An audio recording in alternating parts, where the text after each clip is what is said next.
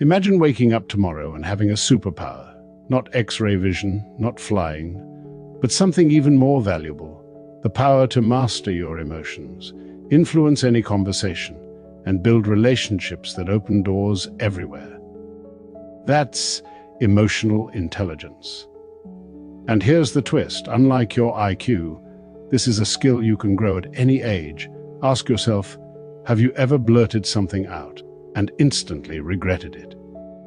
Or felt totally misunderstood when all you wanted was connection? We've all been there.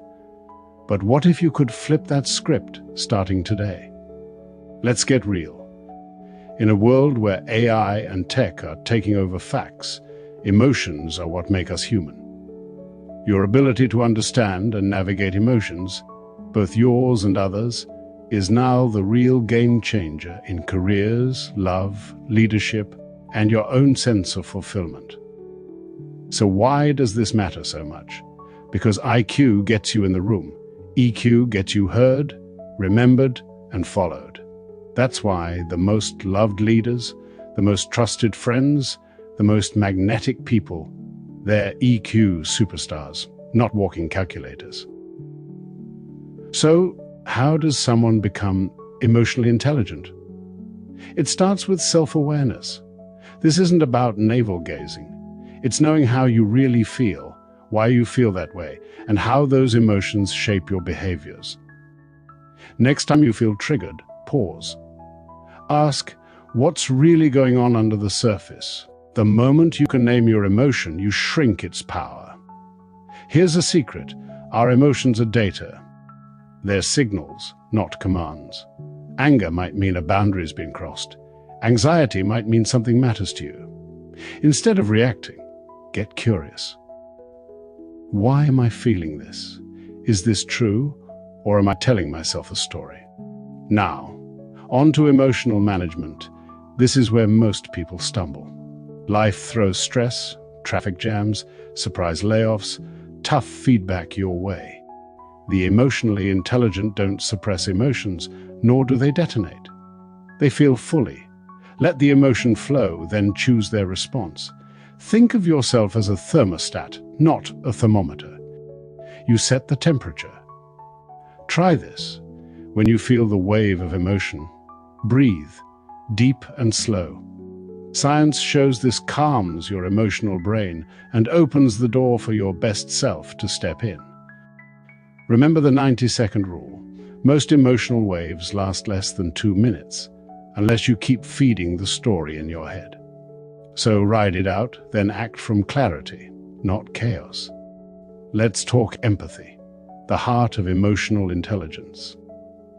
Empathy is stepping into someone else's world, not just saying that sucks, but I see you, I feel with you. Too often, we listen to solve or compare, not to understand. Next time, listen with your full attention. Validate their emotions without trying to fix it, and notice what shifts. That's how friendships deepen, conflicts dissolve, and trust is born. Here's a power tip. Ask open-ended questions in conversations. Not "did you have a good day?" but "what challenged you most today?" or "how can I support you right now?" That alone can spark moments of connection that people remember for years. But emotional intelligence isn't just about feelings, it's about communication. Great communicators don't just talk, they co-create understanding. This means using clear words, warm tone, and body language that aligns with your message.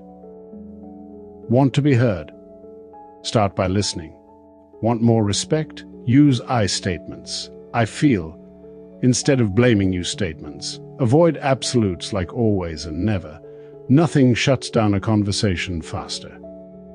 Let's not forget stress. High EQ people manage stress proactively.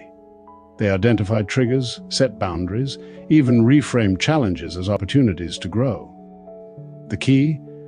Don't wait until you're melting down. Build your resilience daily. Exercise, journal, talk it out. Meditate, even if briefly. Stress isn't the enemy. Unmanaged stress is. Relationships? The foundation of EQ. Positive relationships are built on honest communication, mutual respect, and the ability to weather storms without blame. In disagreements, focus on understanding instead of winning. Be willing to apologize. Express gratitude openly. Remember, people want to feel seen more than they want to be right. Another often ignored skill, emotional agility. Life is messy. People are unpredictable, and plans change fast. Adapt by accepting emotions without harsh judgment and pivoting your response in line with your values, not your fears. Every tough moment is practice if you choose to learn from it. Ask yourself, what can I learn here? Instead of why is this happening to me? Now let's get tactical. Want to build emotional intelligence? Start with daily emotional check-ins. Pause 3 times a day and ask, what am I feeling? Why? How is this shaping my choices? Second, practice active listening. Next conversation, aim to talk less, listen more. Reflect back what you hear. Third, watch your stories. The meaning you attach to events often creates more suffering than the events themselves. Challenge your assumptions, reframe, and choose interpretation that empowers you. Finally, give yourself permission to grow. EQ isn't perfection, it's progress. As with any skill, you'll only improve by practicing with intention. Ready for a challenge. For the next week, before reacting in a heated moment, pause and breathe. When you catch yourself judging, switch to curiosity. And when someone shares their feelings, resist the urge to fix. Just listen and validate. Let's wrap with a story. There's an old bus driver in New York, Govan Brown, who turned an ordinary city route into a daily community, just by making people feel welcome. Warm eye contact, genuine greetings, small conversations. He had thousands of fans and 0 complaints. His EQ changed not just the mood, but the whole atmosphere. That's emotional intelligence at work. And it's available to all of us right now. So remember, emotional intelligence isn't a luxury, it's a life skill. Learned, practiced, grown every day. The pause, the question, the breath, the understanding. That's your power. You don't need to be perfect. You just need to show up, pay attention, and lead with empathy. Imagine yourself 6 months from now. Calmer, under stress, a better friend, a leader people trust, and most importantly, someone who feels grounded, connected, and confident. Not because you control every emotion, but because you choose how you respond. Don't just watch, practice. Emotional intelligence is the muscle you build with every pause, every conversation, every act of curiosity or kindness. The more you grow, the more you lift others up. And that is the kind of power this world needs more of. So, next time life pushes your buttons, remember, your power is in the pause. Name your feeling, breathe through the wave, choose empathy over instinct, and move forward. Each time you do, you're not just changing your day, you're changing the very atmosphere around you. Because in the end, mastering emotional intelligence is more than a skill.